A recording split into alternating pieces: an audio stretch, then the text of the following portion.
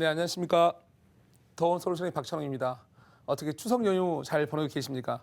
오늘은 지난주에 이어서 제가 이제 자산 요즘에 어떤 부동산 재테크라든가 아니면 여러 가지 다른 것들이 자산 운용이 얼마나 힘든가를 지난주에 이어서 사실 내용이 좀 어렵죠.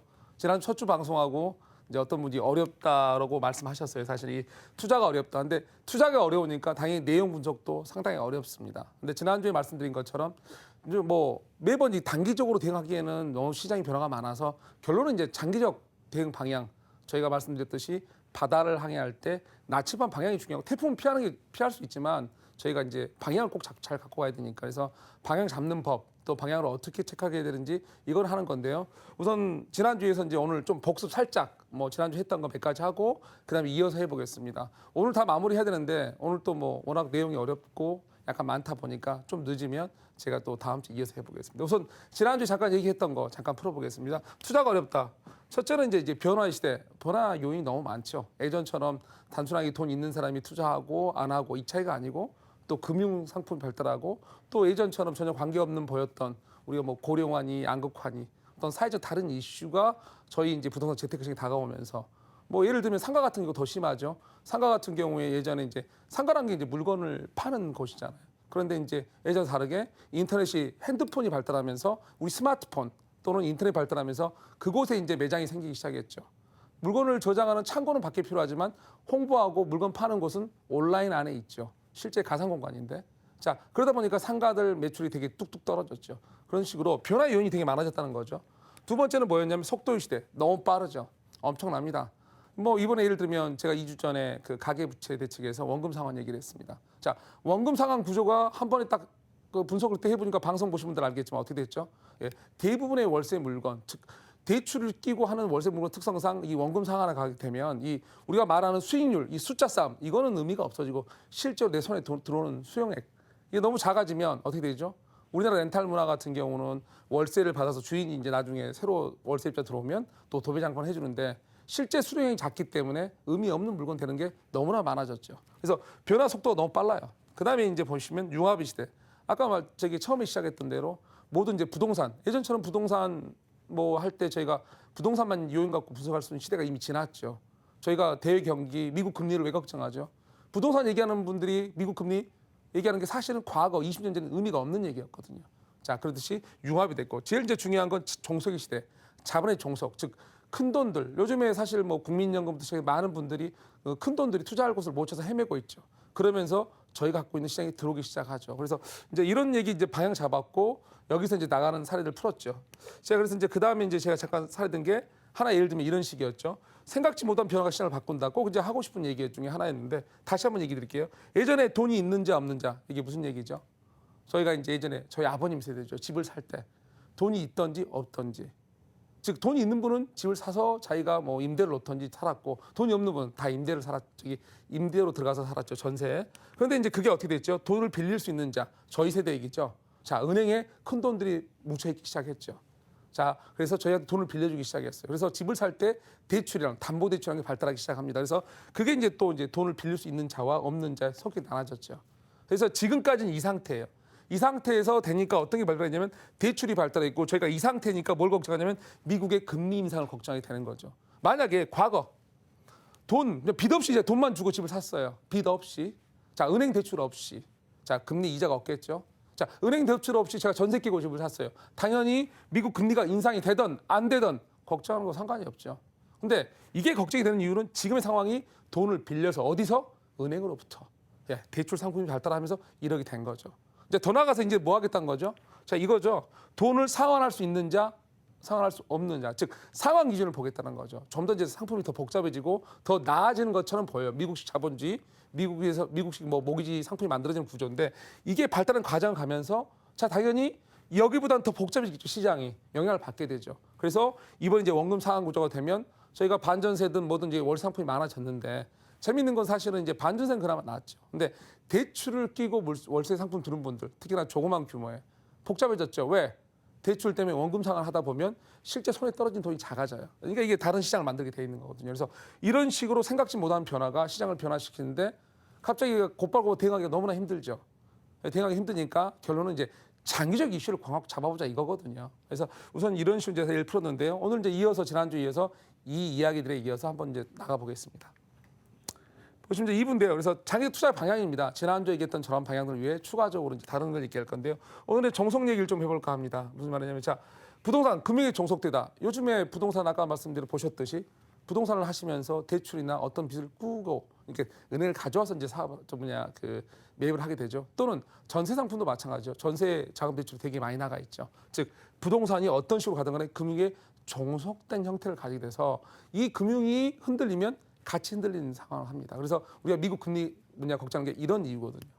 그래서 이제 대출 상품이 발달할수록 종속되고 변수가 많아진다. 이게 무슨 얘기냐면 자 부동산은 사실은 단순해요. 근데 부동산이 금융하고 연결돼서 금융상품 연결되면 이 금융의 영향력 안에 들어가잖아요. 그러니까 우리의 모체죠. 이 모체가 너무나 많은 방면에 퍼져 있죠. 자, 금융이라는 건 은행이라는 건 부동산에만 돈 빌려주는 거 아니죠. 사업체도 돈 빌려줘. 여기 뭐 차 대출 카 리스에도 돈 빌려줘. 여러 곳에 돈 빌리죠. 근데 어느 곳에 잘못된 사고가 나거나 문제가 생기면 당연히 영향을 받죠. 근데 그 영향이 금융이 우리 모체니까 당연히 부동산도 영향을 받는 거죠. 그래서 옛날과 다르게 부동산도 의외의 변수의 영향을 많이 받아요. 그래서 우리 속지 말하면 파도가 치면 예전에는 이렇게 천천히 몇 번 왔으면 요즘에는 자주 오는 거죠. 잔파도가. 그게 뭐죠? 금융과 연결돼 있으니까 그런 거죠. 자, 그래서 이제 금융시장인데 뭐 쉽게 보면 이런 식이에요. 금리, 환율, 수출, 내수 이 모든 게 금융시장 영향을 받아요. 이 금융시장 아래 우리 부동산 시장이 있는 거죠. 더 나아가서는 어떻게 되냐면요. 보시면 이제 그래서 변수가 되게 많은 시장이 돼요. 그래서 파도가 자주 밀려요. 아까 제가 말씀 파도가 자주 오죠. 그래서 자 작은 파도가 자주 오다가 또 한 번 강력한 파도가 와요. 그런데 잦은 파도를 따라가려 하잖아요. 인간은 못 따라갑니다. 항상 그것만 봐야 돼요. 근데 부동산은 주식시장이 아니에요. 그건 보고 견딜 수가 없어요. 그러면 저희가 대비하는 건 뭐냐면 강한 파도 한 번, 어떤 강력한 흐름. 왜? 우리가 보통 이제 강물이 흘러가거나 뭐 이렇게 강물이 바다로 갈 때 보면 수렴된다 그러죠. 조그만 잔 가지들이. 즉 어떤 식으로 파도가 오든 간에 뭐죠? 결론은 이제 대세의 흐름이 수렴되거든요. 그래서 제가 지난주에 말씀드렸잖아요. 국가도 막지 못하는 대세. 즉 뭐 정책이니 어떤 금리 변화 생길 수 있지만 가장 중요한 건 뭐냐면 반드시 가는 거. 국가가 뭐 그 대응해서 어떤 재건축 정책이니 뭐니 다 만들 수 있지만 가장 못 막는 분야 항상 그 어쩔 수 없는 현상들. 즉 고령화니 양극화니 인구 감소니 이건 국가도 막지 못해요. 단지 대응만 할 수 있고 현상을 어떻게 극복하는 거죠. 거기 위해서 정책이 만들어요. 그러면 우리는 뭐냐면 기준을 잡을 때 장기적 기준은 그러한 현상들 누가 이기적으로 만들어지는 게 아니고 국가 정책에서도 어떻게 변화되는 게 아니라 반드시 올 현상들 그러한 것들의 교집합을 만들면 그게 장기적 방향 기준이 됩니다. 그래서 이제 자주 필려오고 그래서 이제 이런 외부 파도가 무서운 게 뭐냐면 파도는 외부에서 치는데 크고 빠른 파도가 무섭죠. 왜? 알고도 당하니까. 과거에 제가 알고도 당했잖아요. 외환위기, 서프라임 때 당했었고 더 나아가서는 IMF 때 당했죠. 물론 그때 정부에서 언론 뭐 통해 이런 게 있었지만 하여간에 알고도 당한 건 맞아요. 그래서 저희가 상당히 힘들어지는 거죠. 근데 이 파도가 외부 파도가 정말 더 무서운 건 뭐냐면 이번에 이제 저희가 그 가계 이번에 이제 부채 대책 내놓을 때 이랬죠. 과거에 많은 분들이 불만을 터뜨렸죠. 아니 작년에 아니 DTI니 뭐 저희 제가 말하는 뭐 이렇게 LTV니 풀어놓고 왜 인지해서 왔다 갔다 하느냐 갈팡질팡하느냐. 아 국가는 갈팡질팡 한 적 없어요. 과거에 그걸 푼 이유는 뭐냐면 더 큰 그림 국가의 경제 순환을 돌리기 위해서. 자 이번에는 똑같아요 그림은. 자 국가의 안전성을 위해서 파도가 외부에서 오는 거예요. 우리가 만든 게 아니고 외부에서 올 파도였어요. 금리니 유력 경기 악화니 여러 가지 상황에서 자 거기에서 우리는 대응책을 만들어야 돼요. 우리의 취약 포인트가 뭐냐고 봤더니 거기였던 거 가계부채. 그래서 국가는 똑같은 그림 방향에서 뭐죠? 똑같은 나침판에서 자 안정대책을 만들어보자 하고 만든 거예요. 자 외부 파도란 게 왜 무섭냐면 자 그래서 많은 사람이 불만을 얘기했죠. 뭐라고? 아니 이거 아니니까 이거 좀 완화하고 기간 연장해줘야 되지 않느냐고. 예, 국가는 연장해줄 수 있죠. 근데 외부 파도를 조절할 수는 없어요. 파도가 외부에서 오기 때문에 내부는 조절 가능한데 외부 파도의 속도나 오는 타이밍은 조절 못하죠. 국가가 여론에 밀려서 조정을 완화는 해주고 연장해줄 망정 파도를 오니까 그 기간을 믿고 내부의 연장 기간을 믿고 외부 파도를 대응하면 답이 안 나오죠. 외부 파도는 정말 무서워요. 왜냐하면 국가 우리가 조절할 수 있는 포인트가 아니에요. 아까 고령화니 양극화 비슷한 경우에. 자 그래서 이제 변수가 많아서 이게 무섭고요. 자, 그다음에 이제 또 다른 파도. 사실은 저희가 아까 말한 종속의 시대니 뭐 제가 융합 시대, 속도 시대, 변화 시대 여러 가지 얘기를 했죠. 장기 방향타에서. 근데 월세 시장이나 다른 시장 때 가장 중요한 포인트는 더 큰 쓰나미가 있죠. 제가 그걸 얘기할 건데요. 사실 이제 이렇게 주택 시장을 보면 큰 파도가 곧 쓸려옵니다. 사실은 이번에 금융 위기 뭐 이상 말 많이 하죠. 뭐 이렇게 위기가 올 것 같다. 요즘 기사들 보면 뭐 금융 위기에 뭐 또 경기가 악화됐다. 금리가 언제 올라갈 것 같다 말을 하는데 그거와 관계없이 저희가 부동산 시장에 올 쓰나미가 있습니다. 그게 뭐냐면 자, 큰 놈들이 몰려온다고 제가 얘기합니다. 이게 무슨 얘기냐면 큰 돈의 공격, 즉 큰 자본이죠. 우리가 큰 자본 어떻게 얘기하시면 되냐면 미래세대 뭐 이렇게 회사 업체 어떤 펀드에 들어있는 돈들. 자, 그다음에 우리가 뭐 4대 이제 국민연금에서 큰 돈을 운영하죠. 그런 돈들. 아주 큰 돈들이 많이 뭉쳐 있죠. 양포라는 게 이제 큰 돈이 많으니까. 자, 그런 돈들이 가장 고민이 커졌어요. 왜? 갈 곳이 없어요. 수익률 낼 곳이 없어요. 여러분 미국이나 유럽이 왜 모기지가 발달한 줄 아세요? 큰 돈이 갈 곳이 없고 그 큰 돈이 많이 뭉쳤는데 가장 안전한 자산을 바탕으로 따박따박 떨어지는 월세 시스템을 갖춘 가장 담보가 안전한 물건 그게 뭐죠? 부동산이에요. 그래서 그걸 기반으로 발달을 한 거죠. 자, 근데 이들이 우리는 이제 전세제도나 여러 가지 맡고 있었는데 이게 이제 저희도 점점 그 공격이 시작될 수 있는 법과 이런 것들이 시스템이 이제 만들어지고 있는 시기거든요. 좀 더 보시겠습니다. 어떤 거냐면 자, 왜 이 우선 이제 큰 돈은 제가 잠깐 이제 말 패턴이 있는데 큰 돈이 갈 수밖에 없는 게 저금리 저수지를 먼저 맛봤거든요. 무슨 말이냐면 이 큰 돈은 아까도 말씀드렸듯이 이 뭐죠? 저희가 그 어떻게 얘기할까요? 제가 신문인 한번 인터넷 쳐보세요. 작년 뭐 신한은행이라든가 우리 국채 여러 가지 국민 여러 가지 은행들 수익률 실질 수익률 몇 프로인가? 2% 미만이죠. 수익 안 나죠. 자, 큰 돈도 수익이 되게 힘들거든요. 그래서 돈은 많은데 돈이 많을수록 중요한 거 뭐죠? 굴려야 돼요. 근데 돈이 많으면 중요한 거 뭐예요? 안전해야 돼요. 그래서 이게 되게 힘든 시장이 됩니다. 요즘에 과거에는 서울에 있는 빌딩들, 큰 빌딩들 외국 업체, 외국 펀드 많이 샀죠. 지금 매물 다 나와 있죠. 물건 사갈 사람 없죠. 그 말은 뭐죠? 굴릴 때가 만만치가 않죠. 세계 경기 상황이 안 좋죠. 돈 굴릴 데가 없죠. 자, 그럴수록 안전한 시장으로 들어오게 돼 있죠. 그게 남아있는 시장이 저희의 주거 시장이고 월세 시장 이런 형태거든요. 자, 그래서 큰 돈의 뭉치가 너무 많아서 이제 이게 문제가 돼서 이제 큰 돈이 공격이 시작되는 거고요. 이제 그걸 설명하려고 중간에 넣었는데요. 앞에서 큰 돈의 고민은 뭐냐면 다시 말씀드리지만 큰 돈은 소심해요. 당연히 소심하지 않을까요? 1,000원짜리 과자 사는 거하고 자 우리가 자동차 사는 거하고 어느 게 더 신중하죠? 당연히 이제 큰 돈이 더 소심하죠. 그다음에 어디에 어떻게 어떤 크기 이게 되게 중요해요. 무슨 말이냐면 제가 부동산을 컨설팅하면서 자 1억짜리 물건 제가 줄 세운다 그러면 물건을 전국으로 수집한다 그러면 줄이 안 보일 정도까지 끝까지 세울 수 있겠죠. 근데 이제 만약에 이제 누가 어떤 큰 돈 단체에서 펀드에서 자 1,000억짜리 물건을 구해서 수익성 나는 걸로 안전한 걸로 찾아주세요. 저는 그 일 하기도 싫어요. 왜? 그거는 힘든 일이에요. 왜? 쉽지가 않죠. 또 큰 돈이 작은 돈보다 더 많이 뭉쳐 있거든요. 너무 많아요. 기준도 더 강화되겠죠. 힘든 거거든요. 그래서 큰 돈이 되게 힘들어해요. 그래서 이분들이 항상 고민을 해요. 어느 시장을 진입할까? 누구한테 돈을 빌려서 대여해서 누구한테 어떤 시장을 진입시킬까? 사실 요즘에 프랜차이즈 업체들이 대규모로 대기업들이 들어오는 이유 그중에 하나가 이제 이런 큰 돈이 갈 곳을 잃은 거거든요. 되게 저리에 대출을 해줄 수가 있죠. 왜? 개인한테는 못 해줘도 거기에 법인에는 프랜차이즈 망이 있으니까. 자, 그래서 이제 문제 큰 거고 그래서 모기지 대치상품 가장 기초적인 고민이 큰 돈에서 시작하는 거거든요. 그래서 아까 이제 얘기 제가 먼저 해버렸네요. 그래서 이렇게 하고 그래서 상가 주택 이건 이제 무슨 말이냐면 그 부동산 중 가장 변화가 적은 상품 이게 무슨 말이냐면 변화가 적어야 돼요. 아까 말대로 큰 돈은 소심해요. 소심한데 저희가 지금 주거 시장 얘기하려고 얘기하는 거거든요. 제가 큰 파도가 밀려온다고 그랬잖아요. 자, 큰 돈은 소심해요. 변화가 적어야 돼요. 근데 상가는 변화가 무쌍하죠. 과거에 많이 했죠. 근데 점점 저희가 온라인 발달하고 이 온라인의 모든 매장들이 전시가 가는 게 보통 요즘에 물건 디스플레이를 하죠. 전시를 할 때 예전에는 백화점, 매장이 있어야 되겠죠. 근데 지금은 그냥 저희 핸드폰에 있잖아요. 저희 홈쇼핑에 있잖아요. TV 안에 있거든요. 무한의 공간이거든요. 자, 그러다 보면 상가는 변화가 무쌍한 물건이고 자, 주택은 아무리 이게 노후된 주택이든 어떠든가 주택은 필수제예요. 상가는 필수지만 그렇게 큰 필수 일일이 모든 사람이 갖고 있는 건 아니거든요. 주택은 정말 필수제죠. 자, 이 상황이 전혀 다른 거예요. 그래서 이 주택이 가장 필수제고 도심에 제한된 공간이 있다면 그리고 그게 자신들이 원하는 전세가 아니고 월세로 따박따박 나오는 시스템이라면 그렇다면 이분들은 용기를 내서 좀 더 저수익이라도 그 물건을 잡을 거예요. 왜? 세상에서 가장 안전한 상품이거든요.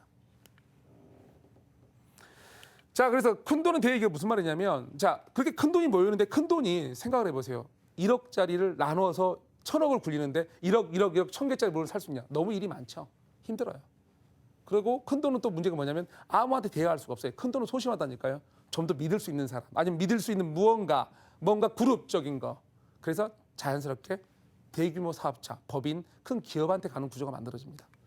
자, 그래서 개인 신용 1등급 제가 이거 의미 없다 이거예요. 아무리 신용 1등급 좋아도 국민연금에서 1,000원 못 빌려줘요.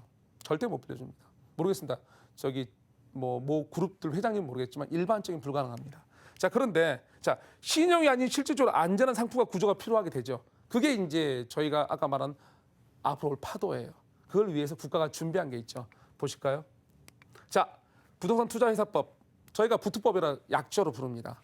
일반인들은 뭐 금융계들은 많이 아시지만 사실 이거 단순하게 생각하시면 됩니다. 뭐 안에 법은 나중 얘기고 부투법. 큰 돈이 우리 저금 시장에 들어올 수 있는 구조를 만든 거예요.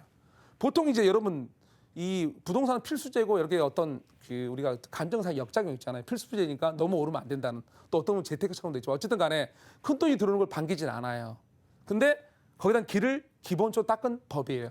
부투법, 부동산 투자회사법. 근데 돈은 뭉쳤어요. 이제 펀드고 다 만들어졌어요. 그런데 그 돈을 아까 보셨듯이 개인한테 빌려줘요? 1,000억을 아무리 신용 좋다고 불가능한 얘기죠. 그래서 고민하다 보니까 뭔가 따로 큰 뭐가 있어야 되죠. 그래서 준비한 법. 종합부동산회사법. 네, 이게 만들어져 있죠. 자, 아직 발효되지 않았어요. 저희가 이거 실행되는 게 아마 2017년 말인가부터 시작해요. 그러면 어떻게 되냐면 이제 큰 회사가 우리나라 대기업이 들어오시게 되죠. 중개업에 자산 컨설팅에 자, 예를 들면 이분들의 수익률은 되게 눈높이가 낮아요. 아까 제가 말했잖아요. 우리나라 금융권 수익률 2% 미만 현재. 그러면 이분들은 3%만 나도 엄청나죠. 이분들이 만약에 오피스텔이 저희가 분양하는 게 있다. 이분들이 들어오면 분양할 필요가 없겠죠. 왜죠?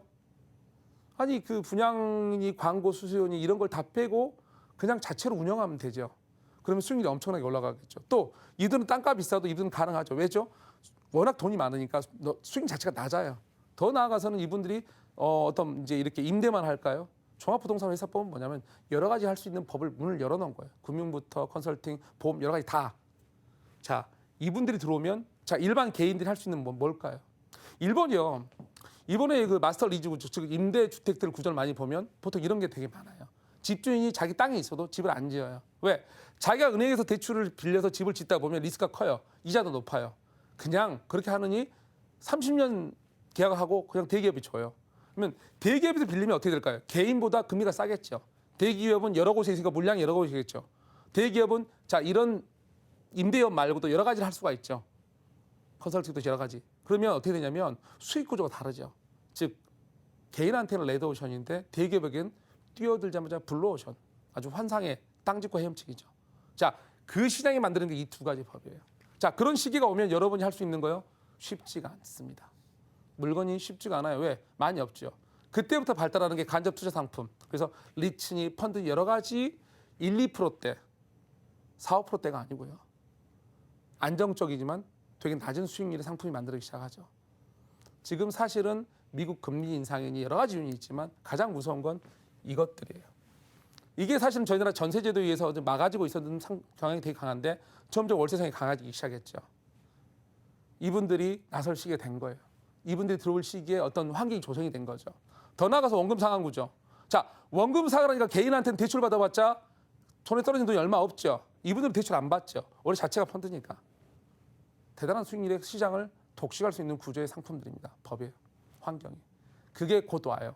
활성화된 다음에 뭐 2020년 넘으면 활성화되기 시작해요. 그러면 더욱더 힘들어지죠. 그래서 적극적으로 빨리 대응해야 되고 여기에 맞게 팀을 이루고 여러 가지 대응을 뭐 많은 사람이 모여서 해야 되는 게 맞는 거예요. 자, 그래서 제일 중요해서 부동산은 실물자산 가장 변수가 적은 상품이에요. 그중에 주택이 더하죠. 그래서 이 상황을 들어오기 때문에 여러분도 여기에 맞게 고민을 하시고 대응을 하셔야 돼요. 제가 우선은 이제 뭐 더 다음 게 있는데요. 제가 말할 때는 아무래도 마무리를 왜냐하면 여기 또 얘기가 더 있거든요.